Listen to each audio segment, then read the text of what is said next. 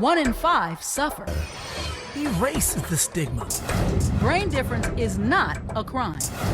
Mental health isn't just your problem. It's our problem. And now, Mental Health Monday with Marla and Dave. Welcome to Mental Health Mondays. I'm Marla. And I'm Dave. And don't adjust your screens. I'm actually here in the studio. I know it seems weird, but I did make it back. And welcome back, by the way. We're glad to have you. Before I even start, I have to always remind everybody that we're very happy to bring this program to you in partnership with NAMI, San Fernando Valley, and Loving Beyond Reason. And mental health is super important. It's a passion that David and I have to begin to break the stigmas and break the silence and erase the stigmas. Go. We have a lot of great things planned for you today. Of course, we have the poll question break, which is always fun and informative. We have the Mental Health Minute, which is educational and informative, and it will help you. It kind of helps break down the stigma associated with mental illness. Our guest today is Beth Boyd. Beth is the NAMI. Hey, there you go. Hey. She deserves an applause. Exactly. Hey. Beth is the NAMI San Fernando Valley Board Secretary. She's an instructor for QPR, which is a suicide prevention class and mental health first aid call, a helpline volunteer, and family support group facilitator. Wow, she does a lot. You must be a singer. That was pretty impressive. One breath. I want to remind everyone that the NAMI experts, both paid and the volunteers, provide an environment showing unity in our community and collaboration for a common cause. That cause is mental health. Wow, that's a lot. We're going to have a great show for you today. When we come back, our conversation with Beth Boyd.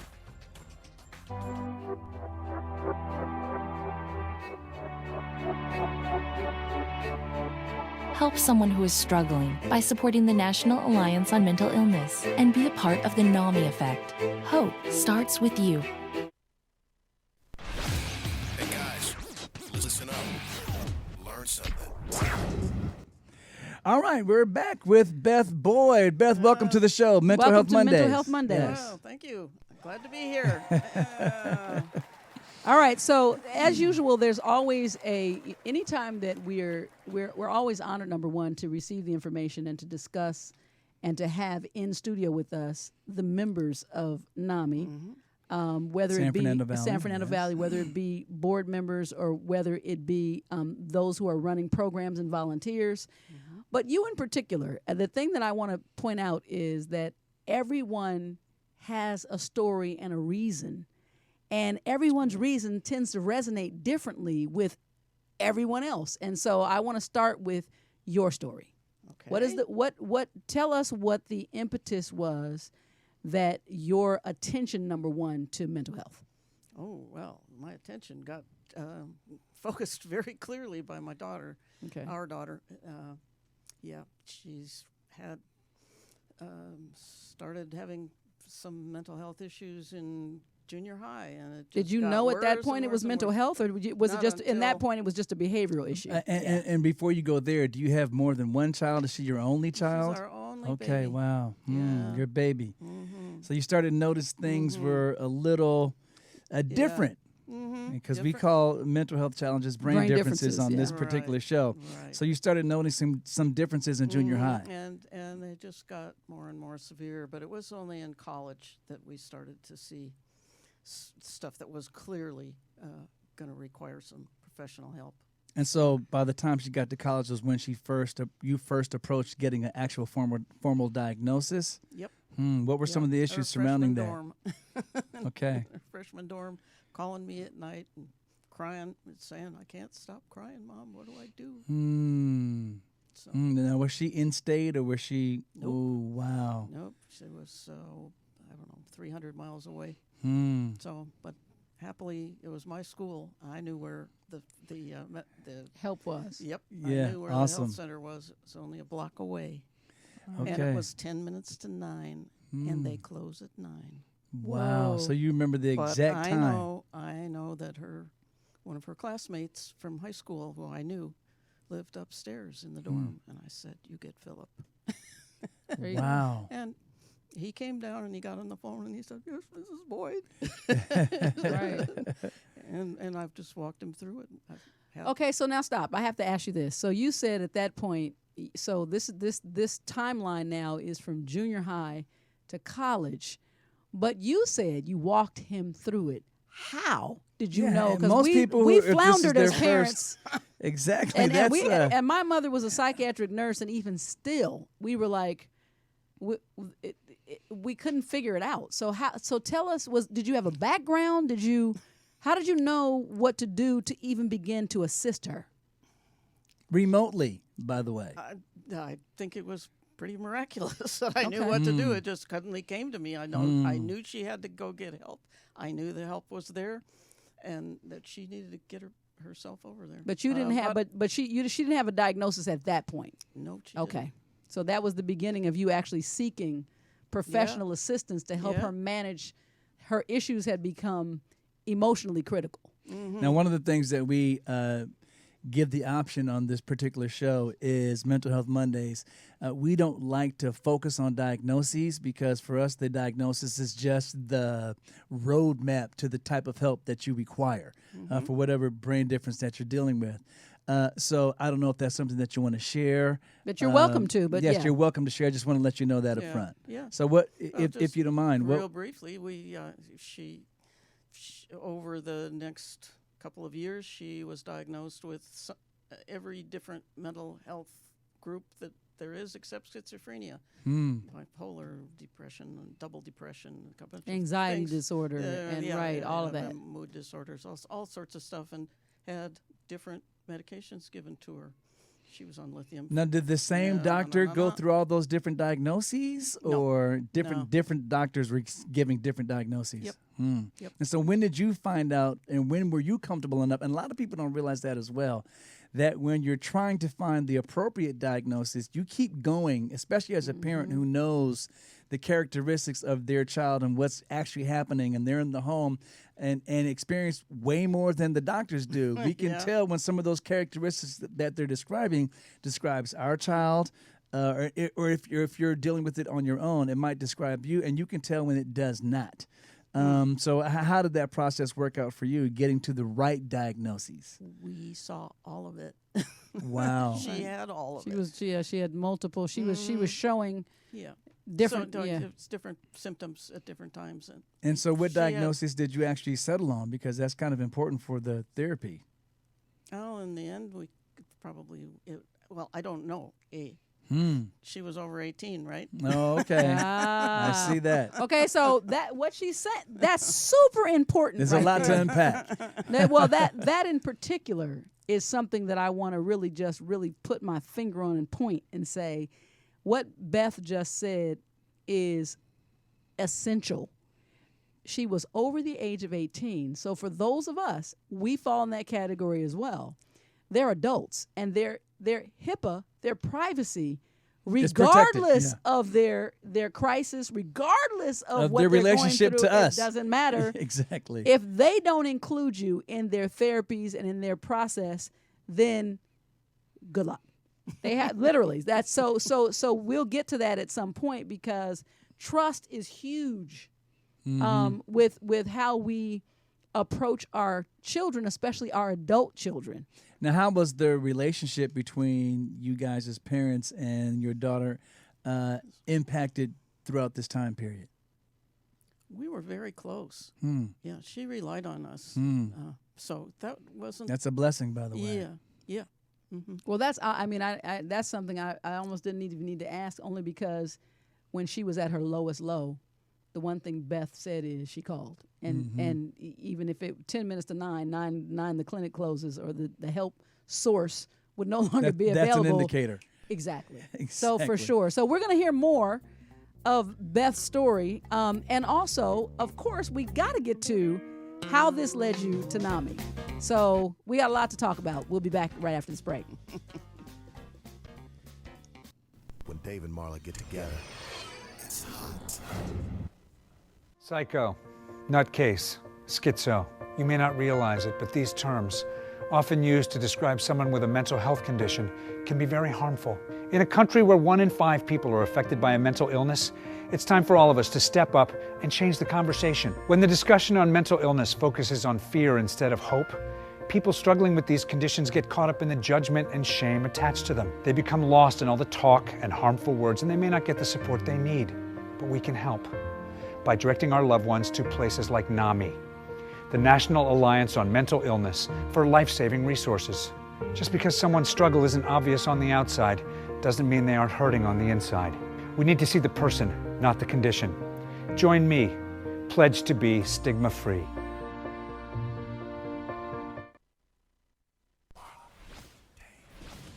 It's time for the Mental Health Minute with Marla and Dave.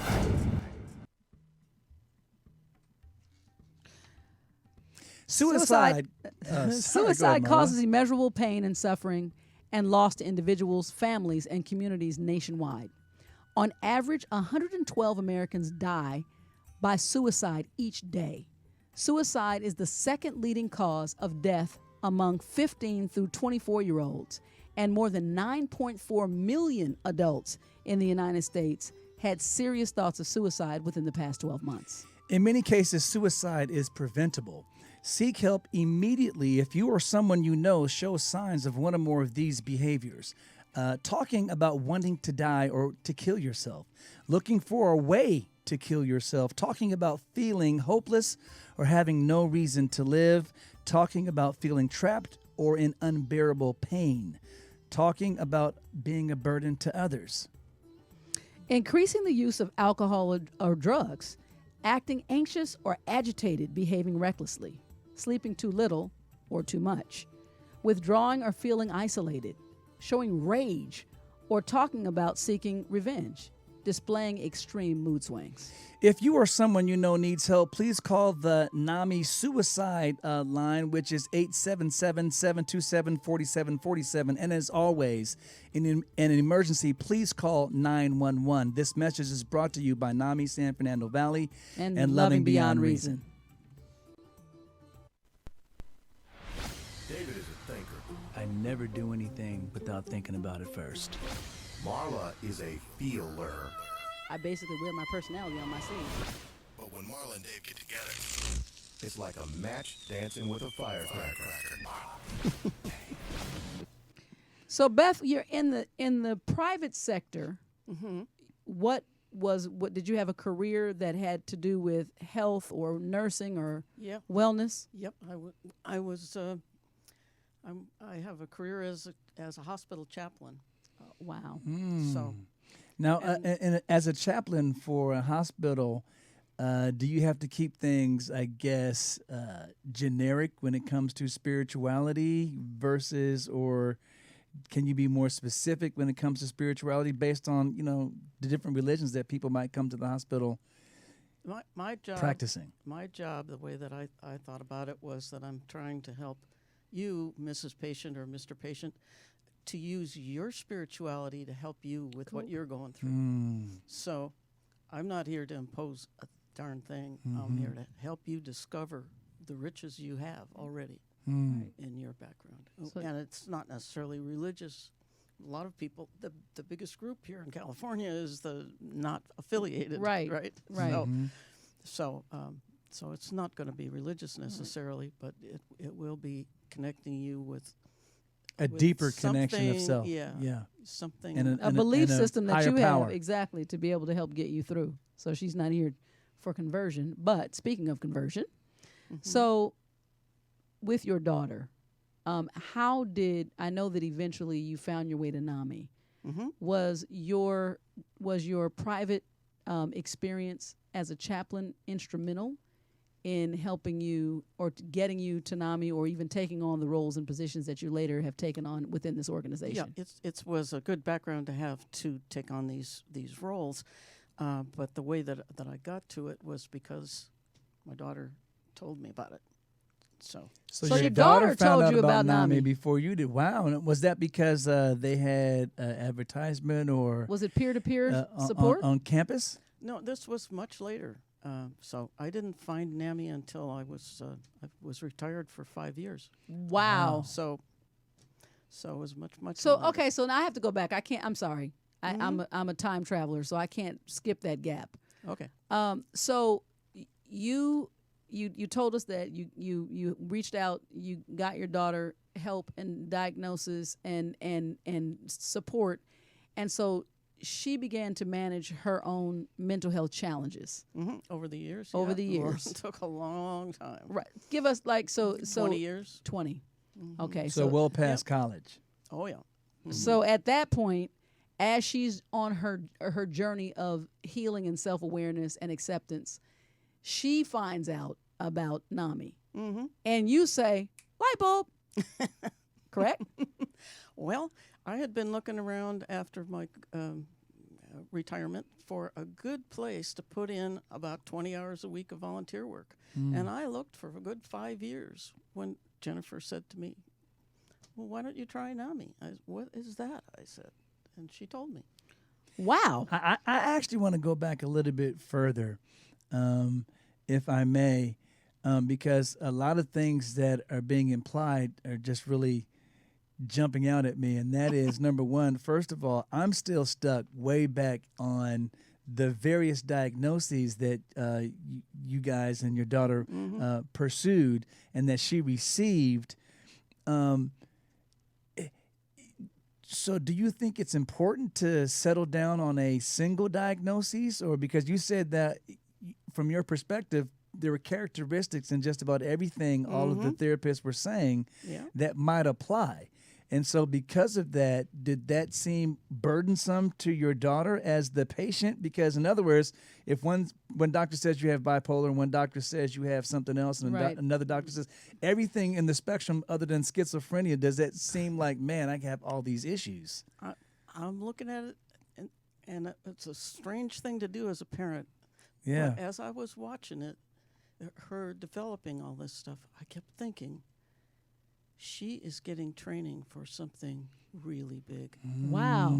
That's a very enlightened She had perspective. a full spectrum training from that perspective. Wow. So her She is- experiential journey was preparing her in your mind, and that's how you looked at it. Yeah. She was being faced with all of this because it's literally like in-life training. Now, do you Yeah. think that's an integration of you being a person of faith? It might be. Your yeah. daughter also, I guess, as a family, you Yeah, guys are a praying family of through faith. it. So Yeah. that is something else that she was looking to. Did she internalize it in the same way that you did? Well, not exactly, because she's a different person, Right. but very similarly, she has helped many people and has received lots of awards. And that was what I was Wow. going to say. That At is this- so amazing. At this point, that was going to be my question. It sounds like she herself has become an advocate, and I was going to ask: has she taken this on to be someone who's on the forefront of using her voice and her experience and her Yes. to help others? Yes. Okay, that's amazing. That is Amazing. amazing. So I'm very proud of her. She- And you know what? Awesome. We are too. We're proud of you Exactly. as well. And by the way, I have so to just Mama's just catching up. when we say that, when Dave and I keep referring to Beth in the plural, there's a Mr. Boyd as well, and he's not on camera, but he is here in support. He's and very supportive. yes, He is in studio. and he is in studio, and we're very glad to have them both here. Absolutely. So when we get back, we're going to talk to Beth, and we're going to specifically focus in on your role at NAMI and get into what that looks like and what your plans are and what you find to be phenomenal about your advocacy and your work with NAMI. More with Beth Boyd when we come right back after this next segment. Don't move.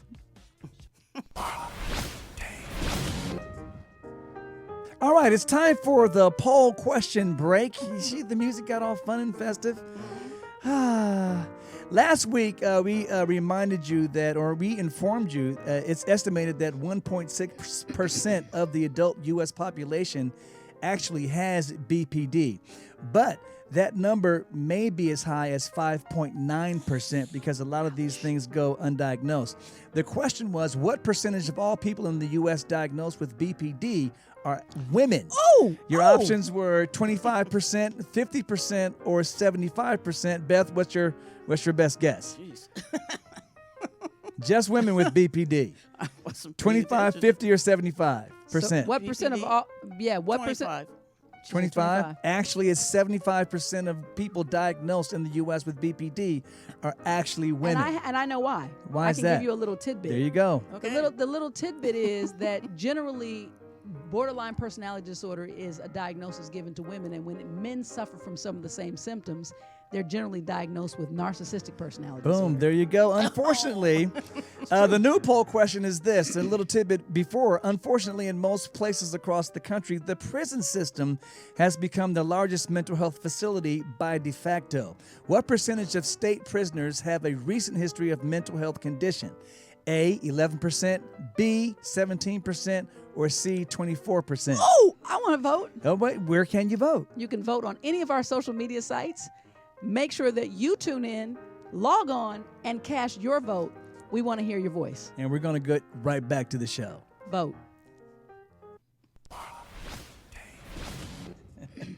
All right, we're back that quickly.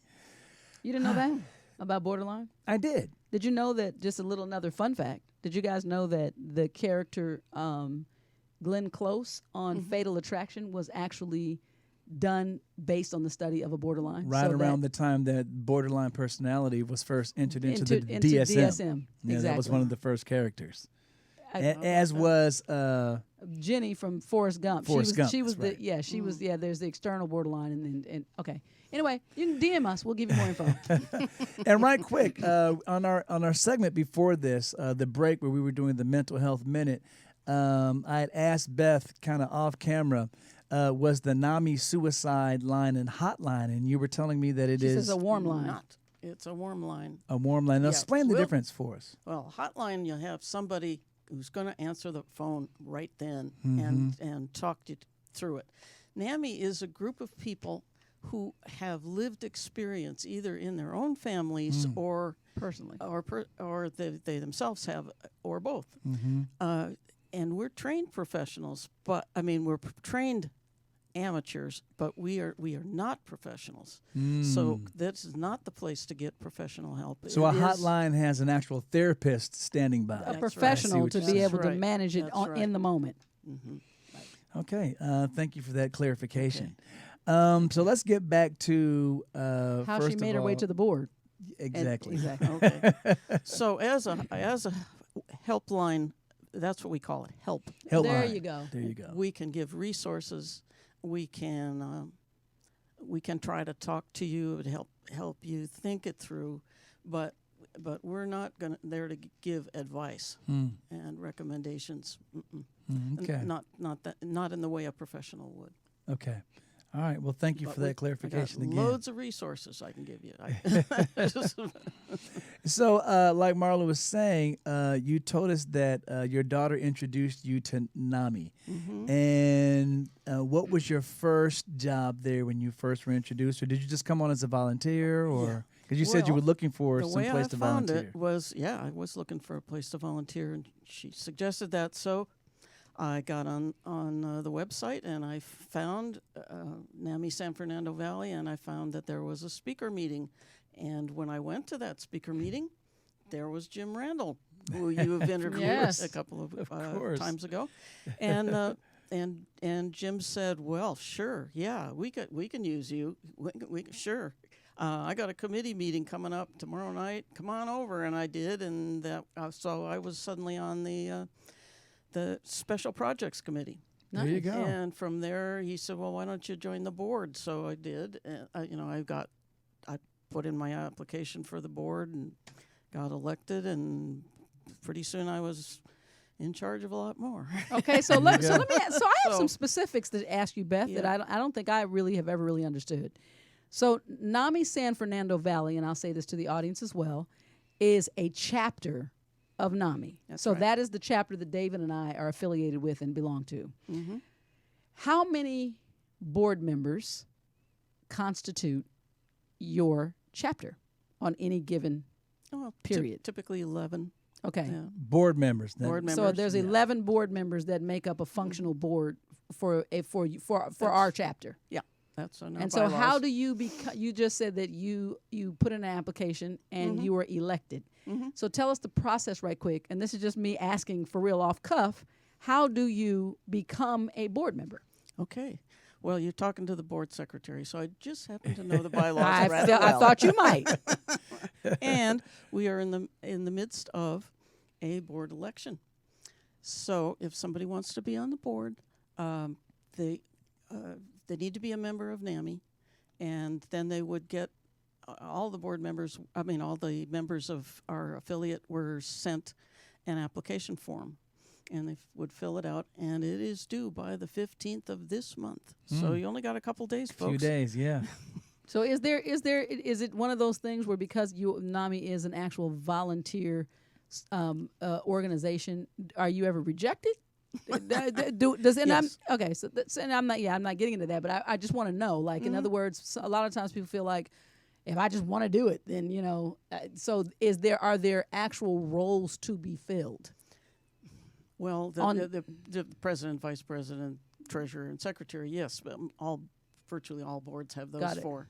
But that's all. After that, it's just per need of what loads of things to get involved in. Got it. Fundraising, teaching, running classes. Yeah, so now I was in one of those big four. You're the secretary, as you mentioned. And it sounds like, even as I was just naming all the things that you do for NAMI San Fernando Valley, it would seem like you wouldn't have a moment to yourself. You do quite a few things. Mm-hmm. And so when you said that you first started off with the idea to maybe volunteer 20 hours, it seems like, as I'm reading the things that you do, you're well past 20 hours right now. You gotta, her husband is sitting over and he's behind the camera and he's going, yes, that's true. Yes. Hello, I would like to meet my wife again. I love her. But and I mean, so we've been at it for 7 years now and intend to continue. And is Mr. Boyd also, or he just a support for you and all your efforts? He's okay. very much of a supporter. Yes. Nice. Okay. Now, he has his own interests and volunteers. Obviously, you're at the top of the list because he's here.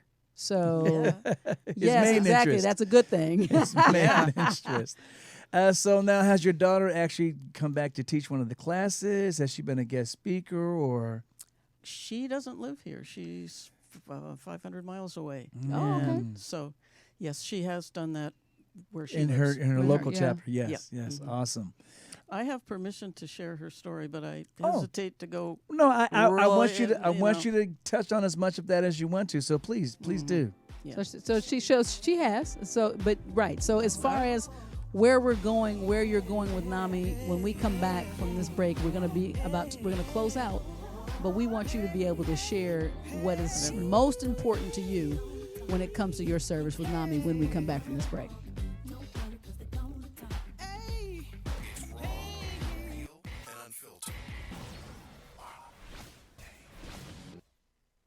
Bad. Worthless. Don't trust them. They'll hurt you. You're worthless. It's pointless.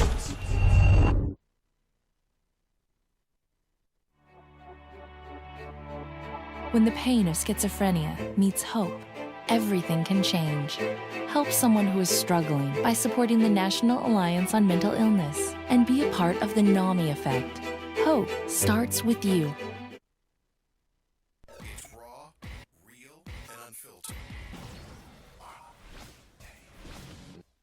And we're back with Beth Boyd. Beth, you were saying before we went to the last break that you had permission to share some of your daughter's story. Give us some of the highlights. Well, I think I have, and I think that's You've as touched far on as enough. I'd like to go. Yeah. Awesome. But just say we're very proud of her. And Oh we'll man, let it go sounds at like you guys had So, quite a journey, and it's always awesome to hear that the journey ends well. And yes, so and that's the other part.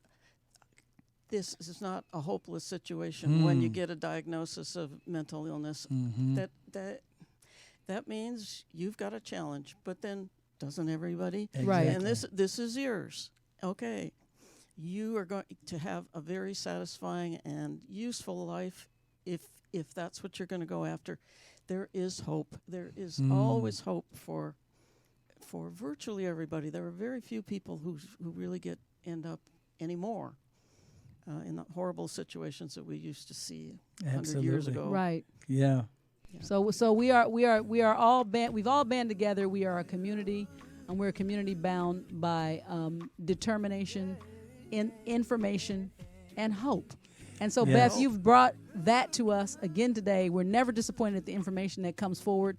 We love hearing from all of you guys at NAMI. All those who want to share, You're welcome. you're welcome to come share this right is here your house in as Mental much Health as our Mondays. Next week, we have a special treat. We've got Brandy Norwood coming in, and she's going to be doing two parts. So episode 1 will be live in studio next week right here at Mental Health Mondays. And so it's going to be really important, by the way, that I have you guys, if you haven't gotten her latest album, B7, do that. Our guest has been Beth Boyd, and she has shared a story of starting off with a challenge that she said and turned into a testimony of hope that then turned into a long life of service. life of service. And so we really appreciate that. We appreciate you, Beth, everything that you do for us over at NAMI San Fernando Valley. We've had a great time and a great conversation. Thank you for bringing in thank you. Most awesome chauffeur. I'm going to try and steal him. And this has been Mental Health Mondays. And look what just happened on the side of my hat. Vote. Make sure you get out there and Make do sure it. It's you your vote. duty. Vote. It's Don't your duty. forget and a to lot of people cast don't your realize that there are always mental health issues that we need support for politically as well. Make that part of your priority. Support the community. We'll see you guys next week.